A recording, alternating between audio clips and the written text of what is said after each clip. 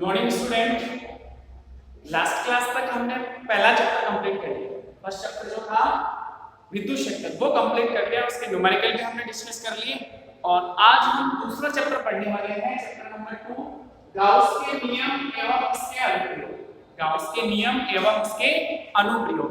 ठीक है, तो इस चैप्टर को स्टार्ट करने से पहले इसका एक इंपॉर्टेंट टॉपिक विद्युत फ्लक्स। किसकी बात करेंगे? विद्युत फ्लक्स की बात करेंगे बेटा। विद्युत फ्लक्स जो है वो एक तरह की ऊर्जा होती है। विद्युत फ्लक्स जो है वो ऊर्जा होती है। तो इस चैप्टर में भी हम आवेश का अध्ययन करेंगे। इस चैप्टर में भी हम पूरे चैप्टर में क्या पढ़ने वाले हैं? आवेश के बारे में पढ़ेंगे। विद्युत फ्लक्स जिसको फाई से डिनोट किया गया है। विद्युत फ्लक्स को किससे डिनोट किया जाएगा? फाई से। विद्युत फ्लक्स जो है वो एक तरह की ऊर्जा होती है। देखो इसके नाम से फ्लक्स से पहले विद्युत की इसका मतलब कोई आवेश की बात होगी और आवेश की बात हो रही है तो वहां विद्युत क्षेत्र की भी बात होगी। आवेश के कारण क्या होता है बेटा? विद्युत क्षेत्र। तो जब हम आवेश के बारे में पढ़ेंगे तो हम विद्युत क्षेत्र में पढ़ते हैं और जब हम विद्युत क्षेत्र पढ़ते हैं तो हम विद्युत फ्लक्स की बात करेंगे। ठीक है ना, हमारा एक नया टॉपिक आएगा विद्युत फ्लक्स, उसी से हमने गाउस का नियम डिफाइन किया जाएगा, उसका अनुप्रयोग हम पढ़ेंगे। अनुप्रयोग में हम एक्चुअली में विद्युत क्षेत्र ही ज्ञात करते हैं। गाउस के नियम को यूज करके और विद्युत क्षेत्र ही हम ज्ञात करते हैं। पक्का 100% यहां से हर साल क्वेश्चन पूछा जाता है, मैक्सिमम पूछा जाता है 4 नंबर। तो ये चैप्टर हमारे लिए बहुत इंपॉर्टेंट है। तो हम बात कर रहे थे विद्युत फ्लक्स की। विद्युत फ्लक्स का संबंध आपका विद्युत क्षेत्र से होता है। फ्लक्स एक टाइप की ऊर्जा होती है। फ्लक्स एक टाइप की क्या होती है? ऊर्जा होती है। तो किसी सतह से गुजरने वाली कुल ऊर्जा को फ्लक्स बोला जाता है। सतह से गुजरने वाली या आवेशों के आसपास कितनी ऊर्जा है उसे हम बोलते हैं विद्युत फ्लक्स। वो ऊर्जा आपकी क्या है? विद्युत फ्लक्स के रूप में बोली जाती है। तो जनरल अगर इसकी परिभाषा की बात करें तो इसको बोला जाएगा विद्युत किसी सतह से गुजरने वाली कुल बल रेखाओं की संख्या। किसी सतह से गुजरने वाली कुल बल रेखाओं की संख्या को विद्युत फ्लक्स कहा जाता है। ठीक है, एक बार डेफिनेशन लिखते हैं फिर उसके बाद हम पढ़ते हैं। किसी सतह से गुजरने वाली कुल बल रेखाओं की संख्या या कुल सेक्टर रेखाएं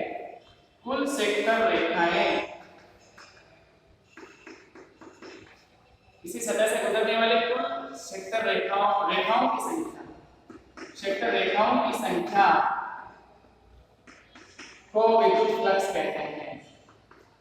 विद्युत फ्लक्स कहते हैं। सिंपल परिभाषा है, number of count of electric field line passing through an area is called electric flux. अंग्रेजी में थोड़ा बोल गया मैं, हिंदी में बोले किसी सतह से गुजरने वाली कुल सेक्टर रेखाओं की संख्या को विद्युत फ्लक्स कहते हैं। ठीक है, सतह से गुजरने वाली कुल सेक्टर रेखाएं।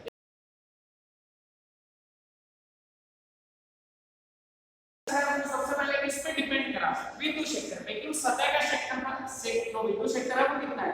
तो पहली चीज ये जो फ्लक्स है वो किस पे डिपेंड करता है? विद्युत क्षेत्र पर। पहली चीज। और विद्युत क्षेत्र किस पे डिपेंड करता है? आवेश। जिसका आवेश ज्यादा होगा उसका विद्युत क्षेत्र वहां ज्यादा होगा। ठीक है, तो विद्युत क्षेत्र पहली चीज तो यहां से निकल गई कि जो फ्लक्स होता है, विद्युत फ्लक्स होता है वो किस पे डिपेंड करता है बेटा?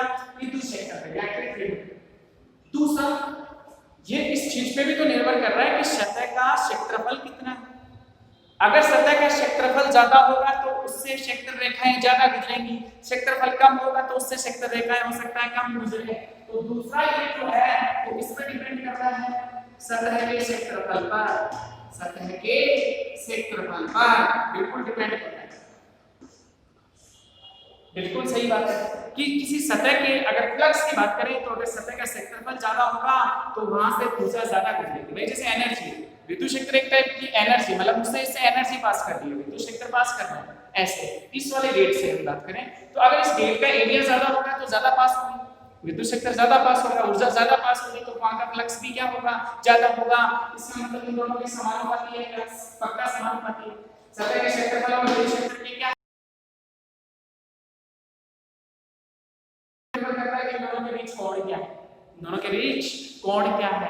कोण को पढ़ने से पहले हम विद्युत क्षेत्र या क्षेत्रफल सदिश की बात करेंगे। ठीक है ना, वही टॉपिक हम पहले डिस्कस कर लेते हैं। ये इस चीज पे भी निर्भर करता है कि जैसे मान लो इस गेट ए, ये जो गेट है, इसका क्षेत्रफल भी इधर है और मेरा विद्युत क्षेत्र भी इसी दिशा में, तो क्या इस केस में विद्युत बल रेखाएं ज्यादा गुजरेंगी तो फ्लक्स क्या मैक्सिमम होगा। जैसे जैसे मैं एंगल चेंज करूंगा, ई और ए के बीच का एंगल चेंज करूंगा, क्या फ्लक्स जीरो हो जाएगा।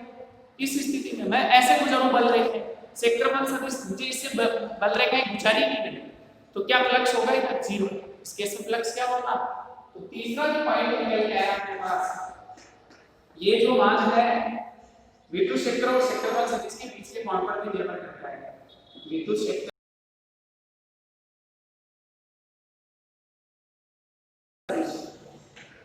क्षेत्रफल सदिश के बीच के कोण पर भी निर्भर करता है। फ्लक्स तीन राशियों पर निर्भर करेगा, विद्युत क्षेत्र पर, क्षेत्रफल सदिश पर और विद्युत क्षेत्र में क्षेत्रफल सदिश के बीच के कोण पर। अब फ्लक्स को हम पढ़ेंगे, इसके सूत्र भी हम डिराइव करेंगे, पर हमें एक क्षेत्रफल सदिश, हमने किसी के क्षेत्रफल सदिश, इसकी नॉलेज हमें होनी चाहिए। हालांकि किताब से हटके है टॉपिक, जो क्षेत्रफल सदिश हम पढ़ने वाले हैं ये किताब से हटके है। हमें क्षेत्रफल सदिश एरिया वेक्टर, अंग्रेजी में इसको बोलेंगे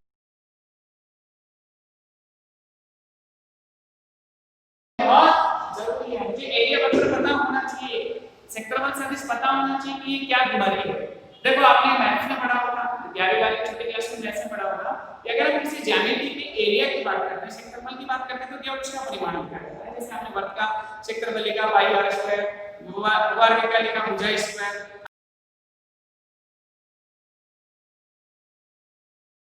हम परिमाण लिखते हैं। अभी तक हमने किसी भी ज्यामिति के क्षेत्रफल की बात करी है तो केवल परिमाण की बात करी, हमने दिशा नहीं सोची, हमने दिशा के बारे में नहीं सोचा, हमने दिशा के बारे में जानकारी नहीं ली या हमें दिशा की जरूरत ही नहीं पड़ी।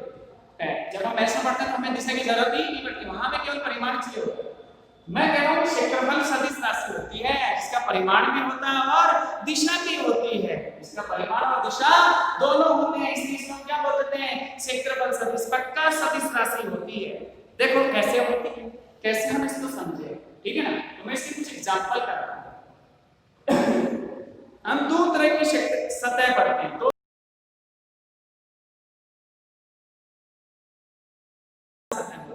हम दो तरह की सतहों की बात करेंगे, एक पढ़ेंगे खुली सतह और दूसरी पढ़ेंगे हम बंद सतह। ठीक है, दो तरह के एरियाज की बात करेंगे, open surfaces and close surfaces. ये कुछ क्लोज सरफेसेस होंगे हमारे पास, कुछ ओपन सरफेसेस। मैं कुछ एग्जांपल भी लिखता हूं, जैसे आपने बोला वर्ग, रिंग, वर्ग में आयत, त्रिभुज, ये सब खुली सतह होती है। ये सब क्या कैसे सतह होती है, खुली, ओपन, बीच में से गैप, इसको हम ओपन सरफेसेस बोलते हैं। खुली सतह वर्ग हो गया, ठीक है ना, स्क्वायर, वर्ग हो गया, आयत हो गया, त्रिभुज, इस तरह की जो ज्यामिति होती है उनको बोला जाता है खुली सतह। बंद सतह में क्या है बेटा, बेलन, ठीक है, गोला, घन, घनाभ, ठीक है। ये सतह कैसे होती है, ये सतह कैसे होती है, बंद सतह। बेलन एक होता है बंद, गोला पूरा, ठीक है ना, बॉल की बात करें तो बंद सतह होती है, घन, घनाभ, कमरा जो है वो बंद सतह होती है। कमरा कैसी सतह है बेटा, बंद सतह, इनको हम बोलते हैं बंद सतह। जितनी भी खुली सतह होती है, खुली सतहों के लिए, इंपॉर्टेंट टॉपिक है, खुली सतहों के लिए क्षेत्रफल सदिश की दिशा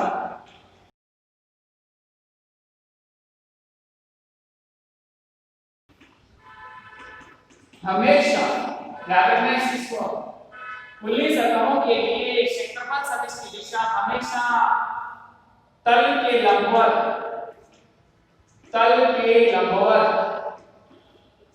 या तो बाहर की ओर होती है, डबल करूंगा, या फिर अंदर की ओर होती है, दोनों होती है, बाहर की ओर भी हो सकती है या फिर अंदर की ओर भी हो सकती है। इंपॉर्टेंट पॉइंट है,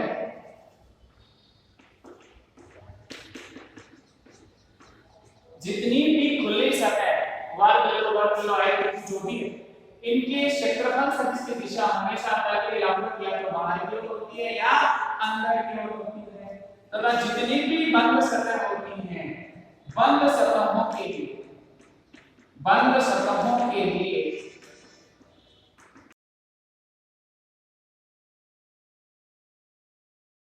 इसकी दिशा हमेशा तल के लंबवत बाहर की ओर होती है, केवल बाहर की ओर होती है। हमेशा तल के लंबवत बाहर की ओर होती है। ध्यान में रखना बेटा, जितनी भी खुली सतह है उनके क्षेत्रफल सदिश की दिशा तल के लंबवत बाहर की ओर और अंदर की ओर दोनों हो सकती हैं और जितनी भी बंद सतह होती है उनके लिए केवल बाहर की ओर होती है। ठीक है, मैं एग्जांपल कराता हूं। देखो जैसे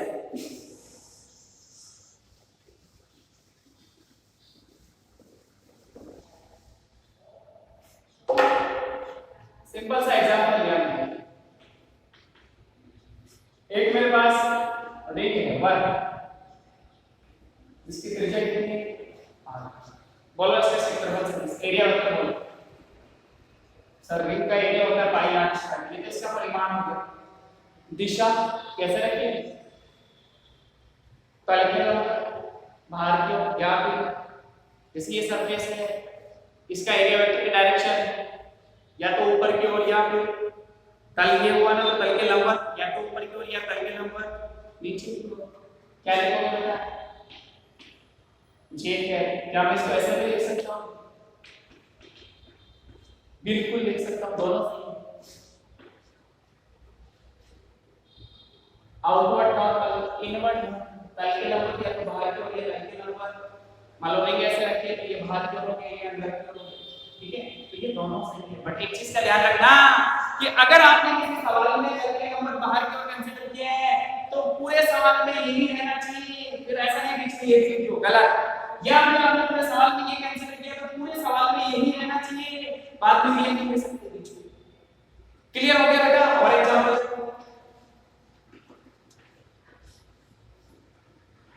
ए साइड की भुजा का वर्ग है आपके पास ए बी सी डी।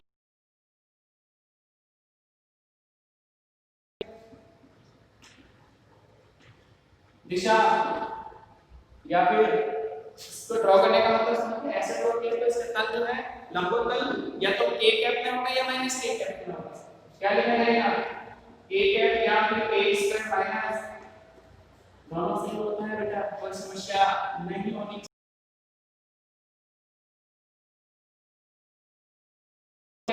इसमें कोई समस्या ही नहीं है, ऐसे क्या लिखोगे तो कोई समस्या ही नहीं आएगी। देखो मैं एक अच्छे से एक्सप्लेन करता हूं। मैं आयत ले लेता हूं, ये मुझे स्मॉल ए ये मुझे स्मॉल बी। इसको मैंने बोला ए बी सी डी, एक आयत है, इसका एरिया वेक्टर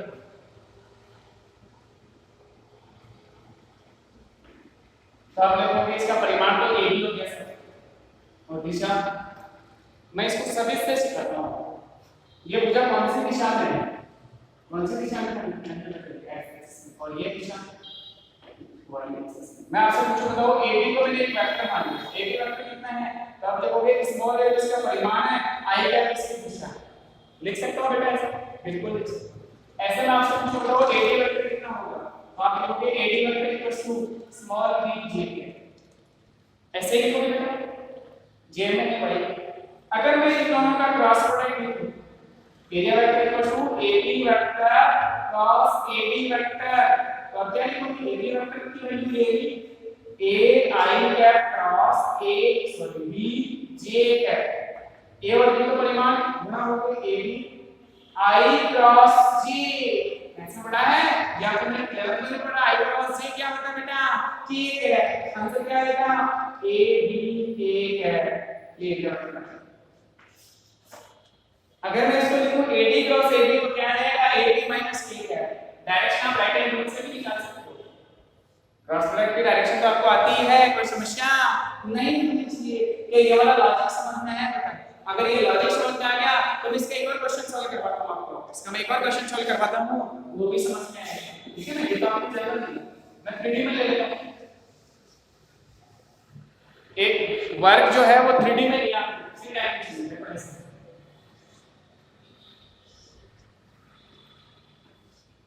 इसको x मान लिया, इसको y मान लिया, इसको z मान लिया।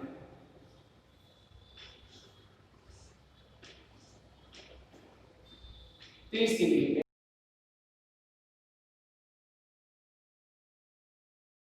स्मॉल a भुजा का वर्ग मान लिया, ये 5 सेंटीमीटर, 5 सेंटीमीटर भुजा का वर्ग है, तो उसका एरिया क्या होगा?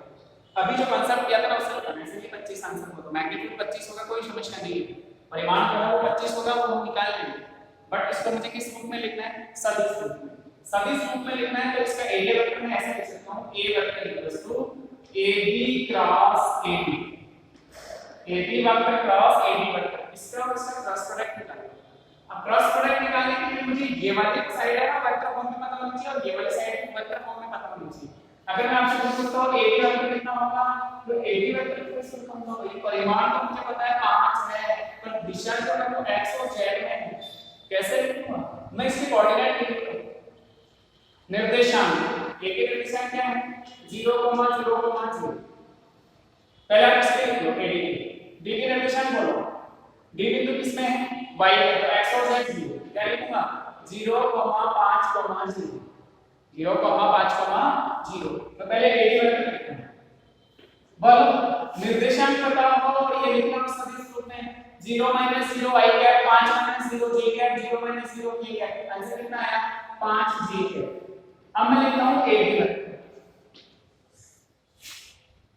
क्या मैं इसके निर्देशांक लिख सकता हूं? बिल्कुल लिख सकता हूं। ये कौन से सब प्लेन में है, कौन से सतह में? xz सतह, xz प्लेन के अंदर, xz तल में है, xz तल में है तो y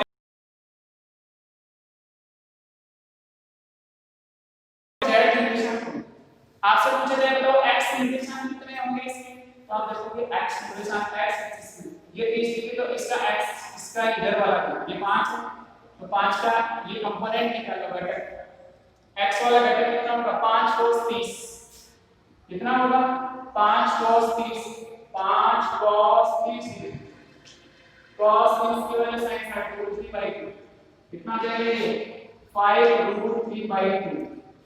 y वाला घटक, सॉरी नीचे वाला, इधर वाला घटक, z वाला घटक, बोलो सोच के, इसका z घटक क्या होगा? z निर्देशांक, ठीक है ना, बाहर वाला, इसका z वाला घटक क्या होगा?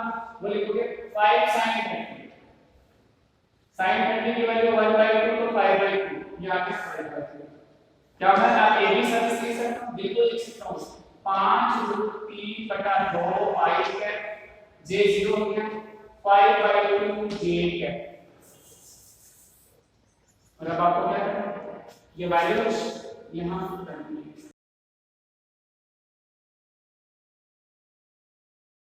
तो 3/2 i cap plus 5/2 j cap cross, sorry j में आया है सिर्फ एक है, z में कितना डायरेक्शन ये है, और ad वेक्टर कितना है? 5 से है, इसका इसके साथ तो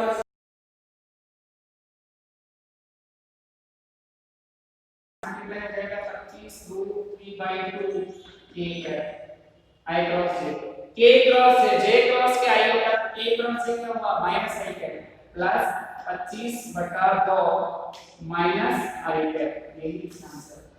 अब इसका मैग्नीट्यूड सॉल्व करके देख लेना, मैग्नीट्यूड वही आएगा 5, इसका मैग्नीट्यूड सॉल्व करोगे तो 5 आंसर आएगा।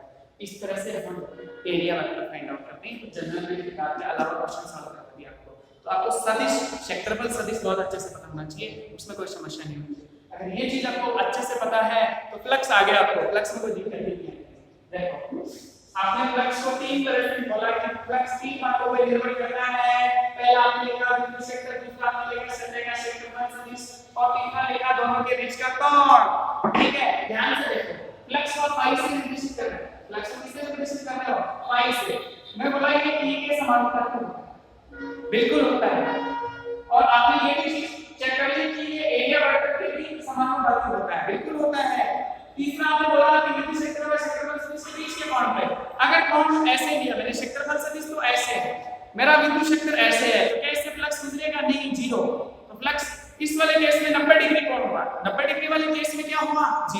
इस वाले केस में कोण कितना हुआ 0 डिग्री, विद्युत क्षेत्र भी इसी दिशा में और विद्युत क्षेत्र सॉरी इसका क्षेत्रफल सदिश भी इस दिशा में, तो कोण कितना हुआ 0 डिग्री। 0 डिग्री वाले केस में मैक्सिमम आपने देखा कि cos 0 जो होगा वो 1 होता है और cos 90 जो है वो 0 होता है, ये हमने पढ़ा है। तो इन दोनों के बीच कौन सा गुणन बोला होना चाहिए, डॉट अदिश गुणनफल E डॉट A।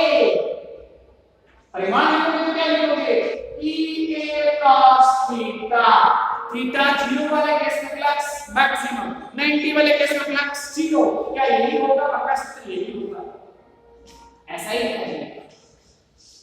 सूत्र बना लिया हमने, परिभाषा दी, सूत्र बना लिया। अब देखो ध्यान से, मान लो मेरे पास कोई सतह है, कैसी सतह, कुछ भी रेडीमेड कुछ भी, अगर मैं इस सतह के क्षेत्रफल की बात करूं तो A और मुझे केवल इसके छोटे से भाग, छोटे से अल्पांश से फ्लक्स निकालना है, इससे गुजरने वाला फ्लक्स बताना है। इस छोटे भाग से कितना फ्लक्स, मान लो ये गेट है पूरा, इस गेट का एक छोटा सा भाग ले लिया हमने, छोटा अल्पांश ले लिया और आपसे पूछा जाए कि केवल उस छोटे भाग से गुजरने वाला फ्लक्स बताओ, या आपको उस छोटे भाग से गुजरने वाला फ्लक्स पता है और पूरे से कैलकुलेट करना है तो समाकलन याद आ गया। तो अगर मुझे कितने भाग से फ्लक्स पता है और पूरे से निकालना है तो समाकलन, हम इसको समाकलन के रूप में लिखेंगे। अब मैं इसकी बात करूं कि सपोज ये है, इसका एरिया बता दीजिए, इसका इलेक्ट्रिक फील्ड सपोज कितना है, ये छोटा भाग है इसको dA, इसका बीच का कोण थीटा मान लो, बताओ इससे गुजरने वाला फ्लक्स किस सूत्र के हिसाब से क्या लिखोगे d फाई, पूरे से गुजरने वाला फ्लक्स फाई, छोटे भाग से गुजरने वाला फ्लक्स d फाई, क्या लिखा जाएगा सूत्र E dot d, E dot इस सूत्र के हिसाब से, या फिर E dA cos थीटा, फिर क्या लिखा जा सकता है E dA cos थीटा, हम इसका एंगल कितना कंसीडर किया है थीटा। अगर मुझे पूरी सतह से गुजरने वाला फ्लक्स चाहिए तो क्या करना होगा, दोनों तरफ बेटा समाकलन, इसका समाकलन क्या होगा फाई समाकलन E dA cos थीटा, जो भी आंसर होगा इस फॉर्म में लिखा जाता है, इसको इस फॉर्म में भी इसको लिखा जाता है। देखो ध्यान से, अब हम इसके विभव मात्रा की बात करते हैं। फ्लक्स का मात्रा क्या होगा, पाई का मात्रा है, सोच के बोलो, सूत्र आपके सामने लिखा हुआ है, E का मात्रा न्यूटन पर कूलम, दोनों लिख लीजिए, A का मात्रा मीटर स्क्वायर, cos थीटा विमा की मात्रा की वैल्यू न्यूटन पर कूलम मीटर स्क्वायर, एक मात्रा खोल लीजिए, आपने E का एक बार मात्रा पढ़ा हुआ है वोल्ट पर मीटर इनटू मीटर स्क्वायर, एक का मतलब मीटर स्क्वायर, एक मीटर से मीटर बेटा क्या बचा वोल्ट मीटर, ये भी होता है इसका मतलब। क्वेश्चन पूछा जाता है एग्जाम में भौतिक राशि का नाम बताएं जिसका मात्रक वोल्ट मीटर है या न्यूटन पर कूलम मीटर स्क्वायर है, क्या ये अदिश है या सदिश, तो आप बोलोगे भौतिक राशि का नाम है विद्युत फ्लक्स और ये अदिश राशि होती है। दो सदिश के अदिश गुणनफल, दो सदिश राशियों के अदिश गुणनफल से जो राशि प्राप्त होती है वो हमेशा अदिश राशि प्राप्त होती है वोल्ट पर मीटर।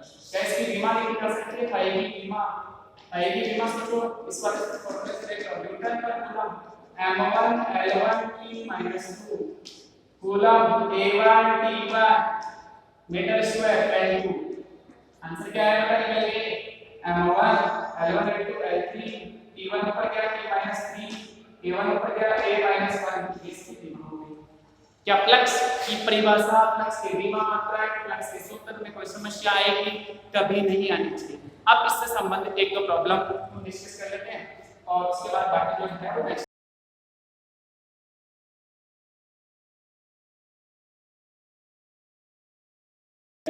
मैं जनरल क्वेश्चन करूंगी। मेरे पास एक रिंग है, क्या है रिंग, जिसकी त्रिज्या कैपिटल R और मेरा बिंदु क्षेत्र P और S इस दिशा में, ये वाला कोण है 60 डिग्री, बताओ भाई आपके पास फॉर्मूला था EDA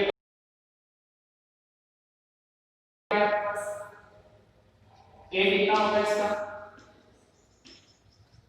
A होगा रिंग का क्षेत्रफल पाई r square cos theta cos 60 degree, सही है। सोच के देखो cos 60 इंपॉर्टेंट चीज, ये जो थीटा होता है वो किसके नीचे है हो गया है E है।